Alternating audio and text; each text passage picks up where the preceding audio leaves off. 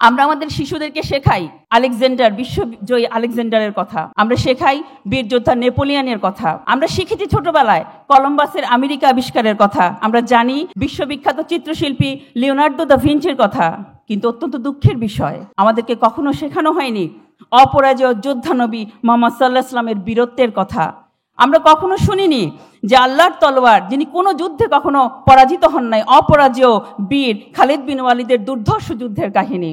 আমরা জানি না ইসলামের সেই সোনালী যুগ, সেই স্বর্ণ যুগের কথা। আমাদেরকে শেখানো হয় নাই, আমাদের শিশুদেরকেও শেখানো হয়নি। বারবি ডলের নাম শুনেছেন, বারবি একটা কার্টুনও আছে। এই বারবিকে এমনভাবে প্রমোট করা হয়েছে, এমনভাবে জাতির সামনে তুলে ধরা হয়েছে, Barbie dress, Barbie bag, Barbie অন্যান্য কসমেটিক্স দ্রব্য এমনভাবে মেয়েদের মগজে ঢুকিয়ে দেওয়া হয়েছে যে তারা বারবির মতো জিরো ফিগার করার জন্য এই যুগের মেয়েরা খাওয়া দাওয়া ছেড়ে দিয়েছে।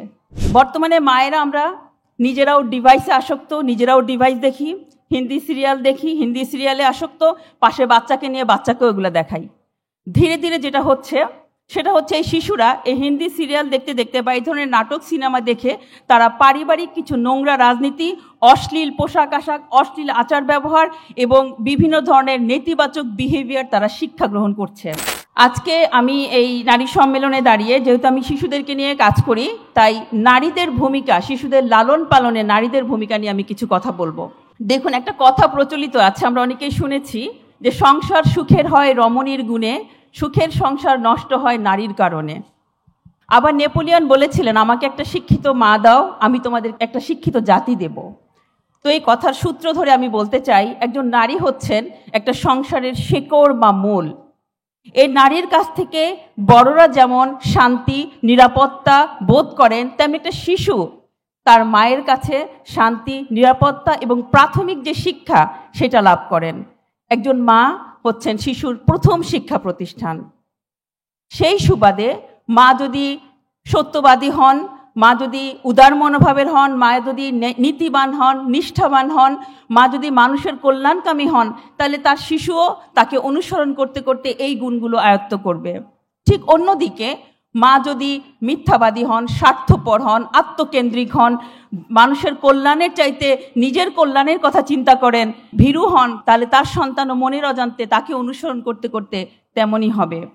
তো বর্তমানে আমাদের মায়েরা যান্ত্রিক জীবনধারার কারণে অনেক সময় কর্মজীবনে, পেশাগত জীবনে এই যান্ত্রিকতার প্রভাবে তারা শিশুদেরকে একক পরিবারে বড় করছেন, যার ফলে এই শিশুদের ভিতরে এক ধরনের স্বার্থপর এবং আত্মকেন্দ্রিক মনোভাবের সৃষ্টি হচ্ছে, যা তাদের বৃহত্তর জীবনে দেশ ও জাতির কল্যাণে ভূমিকা রাখার ক্ষেত্রে প্রতিবন্ধকতা সৃষ্টি করছে।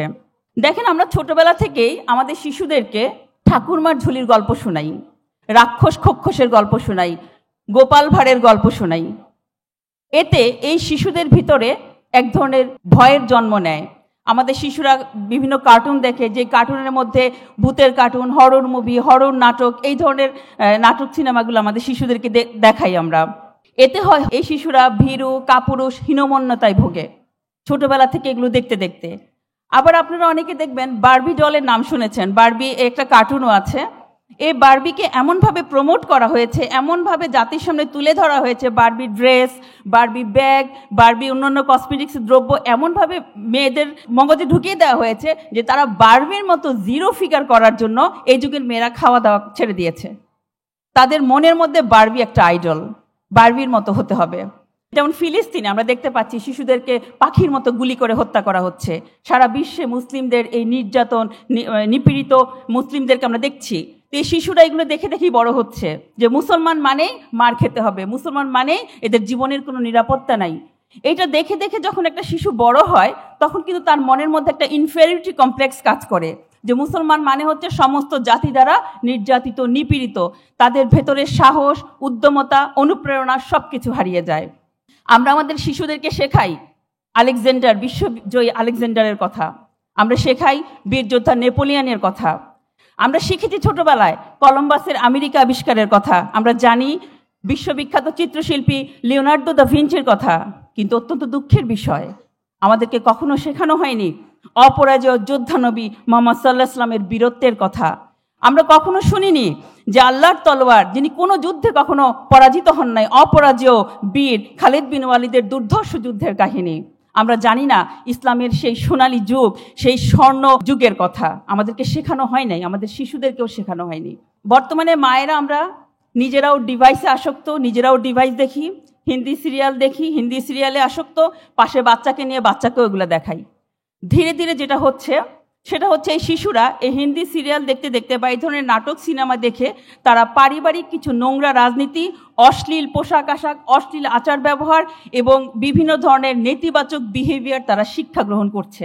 এর ফলে দেখা যাচ্ছে যে অনেক শিশুরা আপনার এই যে সিআইডি, ক্রাইম পেট্রোল, অপরাধজনিত যে এই মুভিগুলা বা আপনার খুব অ্যাগ্রেসিভ মারামারি, রক্তপাত, লুটপাট, হানাহানি এই ধরনের মুভিগুলা তারা খুব ফ্যান্টাসি হিসাবে নেয়, তারা খুব আনন্দের সাথে দেখে। এবং এর ফলশ্রুতিতে যেটা হচ্ছে এই শিশুদের মধ্যে এক ধরনের এগ্রেসিভ বিহেভিয়ার জন্ম নিচ্ছে।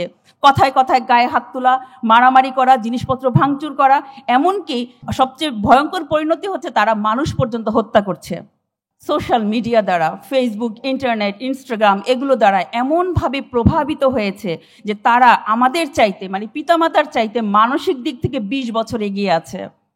তারা জানে কিভাবে তাদের বাবা মাকে ব্ল্যাকমেইল করে তাদের মন পছন্দ চাহিদা পূরণ করতে হয়। তারা তাদেরকে জিম্মি করে, সুইসাইড করব, এই করব, ওই করব, চলে যাব, ছাদ থেকে লাফ দিব, বিভিন্ন ধরনের নেতিবাচক কথা বলে তারা বাবা মাকে ব্ল্যাকমেইল করে তাদের পছন্দ মতো জিনিস আদায় করে নিচ্ছে।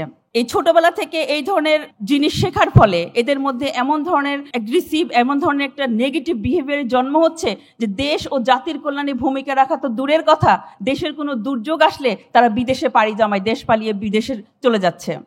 এর যদি আমি অন্য দিক থেকে যদি চিন্তা করি, দেখবেন বিশ্বের বিভিন্ন দেশে যেমন চীন, জাপান এছাড়া অন্যান্য উন্নত দেশগুলোতে দেখবেন এই শিশুদেরকে ছোটবেলা থেকে এমনভাবে ডিসিপ্লিন, দেশপ্রেম, এমনভাবে মানুষের প্রতি ভালোবাসা, সহমর্মিতা, সহযোগিতা, দৈনন্দিন লাইফের কাজগুলো নিজেরা করা, এমনভাবে তাদেরকে শেখানো হয় যে কোনো কিছুর বিনিময়ে দেশ ও দশের অকল্যাণ হবে এমন কোনো কাজ তাদেরকে দিয়ে করানো যায় না।